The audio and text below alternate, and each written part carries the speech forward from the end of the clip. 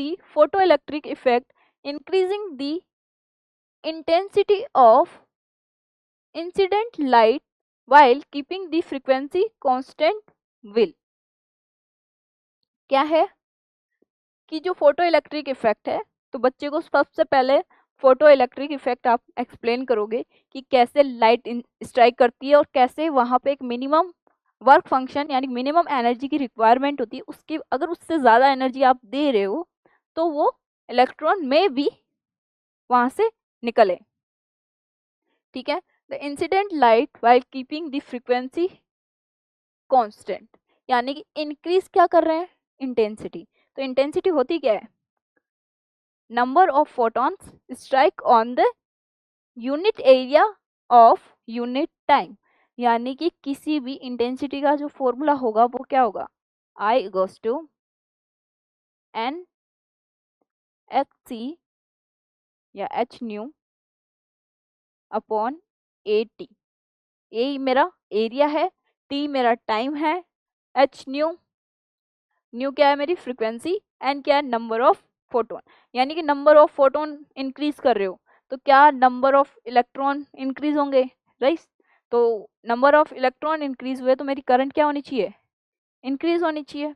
तो इसका मतलब अगर मैं इंटेंसिटी को इंक्रीज करूं तो मेरी करंट क्या होती है, इंक्रीज होगा। करंट इंक्रीज हुई तो नंबर ऑफ इलेक्ट्रॉन जो है, इमिटेड इलेक्ट्रॉन जो है वो क्या होंगे, ज़्यादा, क्योंकि करंट क्या होती है, फ्लो ऑफ इलेक्ट्रॉन, राइट। यहाँ तक समझ में आ गया। फिर बोला while keeping the frequency constant, frequency constant है तो हमारी जो फोटो इलेक्ट्रिक इफेक्ट की इक्वेशन जो होती है equals to work function plus kinetic energy, right. तो यहाँ ई क्या है मेरा, एच न्यू और h nu naught plus kinetic energy, यानी कि फ्रीक्वेंसी को कांस्टेंट रखा, ये क्या है वर्क फंक्शन है तो इससे तो कोई दिक्कत नहीं है, एक तरह का कांस्टेंट रहेगा। अब वेरी कौन करता है, फ्रीक्वेंसी, जो हमारी लाइट हम इंसिडेंट करवाते हैं वो वाली एच न्यू जो है वो वेरी करेगी विथ काइनेटिक एनर्जी। अगर ये कांस्टेंट है तो क्या काइनेटिक एनर्जी कांस्टेंट रहेगा, यस। तो मैं ये लिखूं जो फ्रीक्वेंसी है वो मेरी क्या है, कांस्टेंट है, राइट। तो इसका मतलब मेरी काइनेटिक एनर्जी वो उसमें क्या कोई चेंज होगा, नहीं, यानी कि नो चेंज। अब क्वेश्चन पढ़ो क्या क्या है।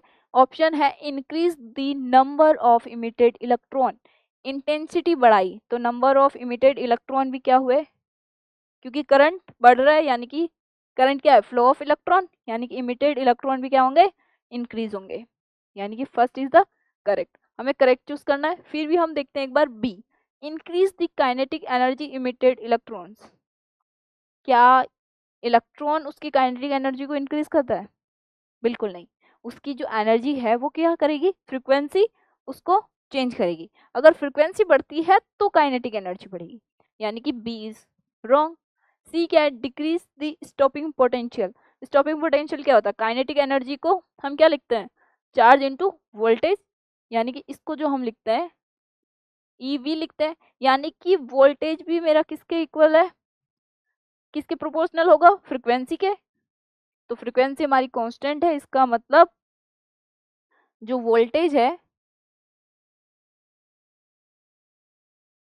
वो भी क्या होगा, नो चेंज, ठीक है।